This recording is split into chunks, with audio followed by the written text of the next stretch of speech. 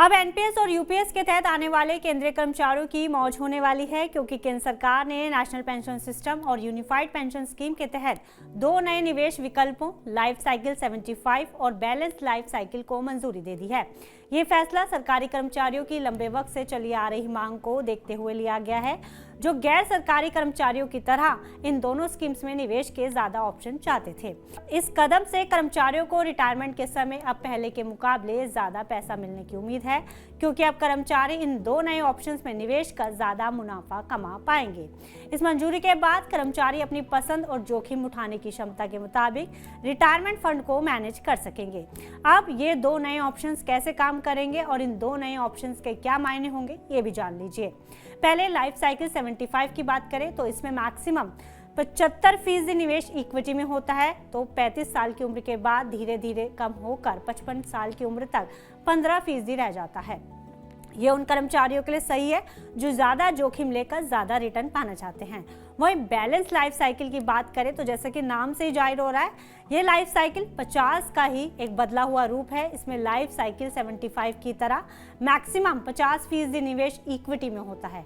हालांकि इक्विटी में कमी 45 साल से शुरू हो जाती है। ऐसे में सरकारी कर्मचारी ज्यादा वक्त इक्विटी में निवेश कर सकते हैं और ज्यादा मुनाफा बना सकते हैं। एनपीएस और यूपीएस के तहत आने वाले कर्मचारियों को पहले भी कई विकल्प दिए जाते थे। इसमें पहला है डिफॉल्ट विकल्प। ये पेंशन फंड रेगुलेटरी अथॉरिटी यानी कि पीएफआरए द्वारा वक्त वक्त पर निर्धारित निवेश पैटर्न है। इसमें उम्र के साथ शेयर बाजार में निवेश अपने आप कम होता जाता है। स्कीम जी के तहत 100% निवेश सरकारी सिक्योरिटीज में किया जाता है। ये सबसे कम जोखिम वाला ऑप्शन होता है, जिसमें एक निश्चित रिटर्न ही मिलती है। वहीं लाइफ साइकिल 25 की बात की जाए तो इसमें मैक्सिमम 25% निवेश ही इक्विटी में किया जाता है, तो जो 35 साल की उम्र के बाद धीरे धीरे कम होकर 55 साल की उम्र तक घटता जाता है। फिर बारी आती है लाइफ साइकिल 50 की। इस विकल्प के तहत मैक्सिमम 50% निवेश इक्विटी में किया जाता है, जो 35 साल की उम्र के बाद धीरे धीरे कम होकर 55 साल की उम्र तक घटता जाता है। दरअसल इन दोनों स्कीम्स के तहत सारे पैसे को ईसीजी फॉर्मूले के तहत निवेश किया जाता है। अब ये ईसीजी फॉर्मूला क्या है, ये भी जान लीजिए।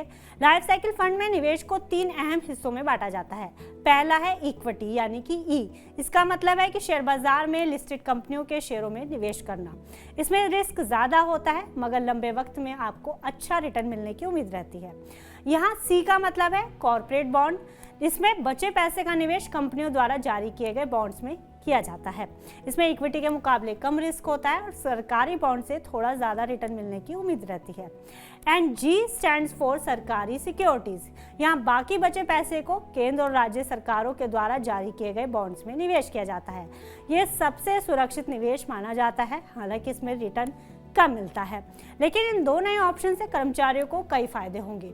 अब कर्मचारियों को इक्विटी में ज्यादा निवेश करने का मौका मिलेगा, जिससे लंबे समय में कर्मचारी ज्यादा रिटर्न बना पाएंगे।